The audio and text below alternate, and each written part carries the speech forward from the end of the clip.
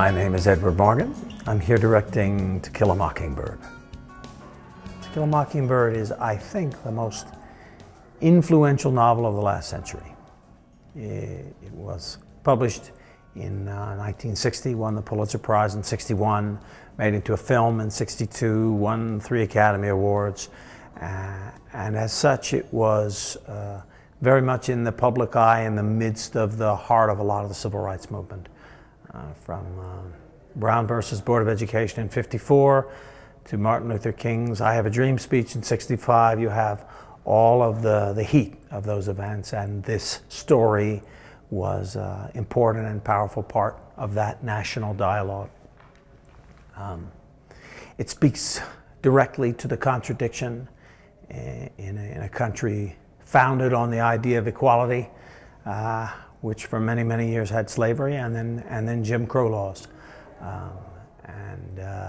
It's still relevant in that equality and justice are not static goals that we've reached, but rather sort of an ongoing process. It's also an opportunity to claim our story as Americans, as black and as white Americans, all of our story. It's a coming-of-age story of a young girl, but it's also a witnessing. The older scout, Jean Louise, looks back and witnesses her childhood, witnesses her own coming of age. And then the younger scout is witnessing these events, and it's the point at which she realizes that the world is not always fair, or that idealism is frequently accompanied by disappointment, and that her father, who is seemingly to her all-powerful and all good, cannot change the way of the world, or can only speak truth to power. And then finally Atticus, who's at the center of the story, a man of conscience, a man ahead of his time, I guess, in some ways, is a witness for the truth, is a witness for what is right in the midst of a system that's not good. It's about both the power and the vulnerability of innocence. It's about tolerance on several levels. The kids explore tolerance with their neighbor, Boo Radley, and then, of course, the issue of tolerance around race is the sort of a higher octave with darker themes around that. Yeah, and it's about love of place and memory of place, memory of childhood, and the distance from that, the way in which we look back. In an era when we have a black president, the civil rights movement means something different. It's a road we've traveled with some success, and in that sense we can feel good about how far we've come. At the same time, liberty, equality, tolerance are ongoing questions that have to be answered in ongoing ways. And then every child comes of age, looks at the world and says, well, no, wait a minute, this isn't fair, or this isn't right.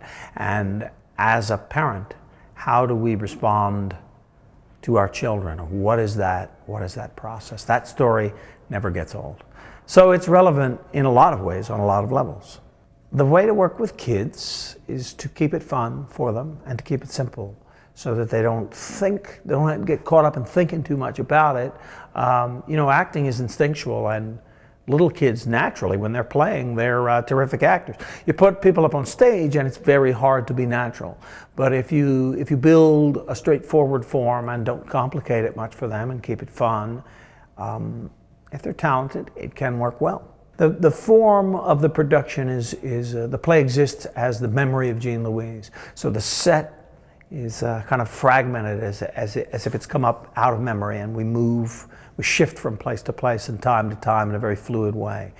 We'll use music and sound very much as a part of that. It's not dreamlike, but it's sort of like the fabric of memory is how the play exists and how it moves and shifts. And of course the language is fantastic. A lot of the language directly from the book is wonderful. So the texture and the movement of the piece will feel really fresh and alive.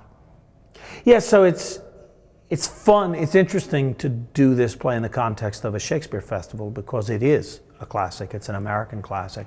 And as a work of literature, it has a real classical stature.